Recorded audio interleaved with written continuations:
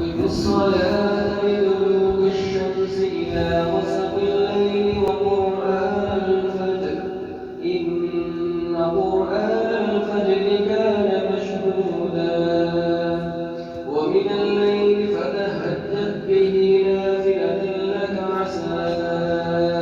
أن يبعثك ربك مقاما محمودا وقل رب ادخلني مدخل صدق وأخرجني مخرج صدق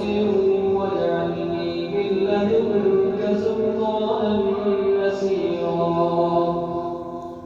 وقل جاء الحق وزهق الباطل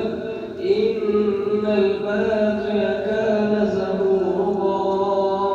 وننزل من القرآن ما هو شفاء ورحمة للمؤمنين ولا يزيد الظالمين إلا خسارا وإذا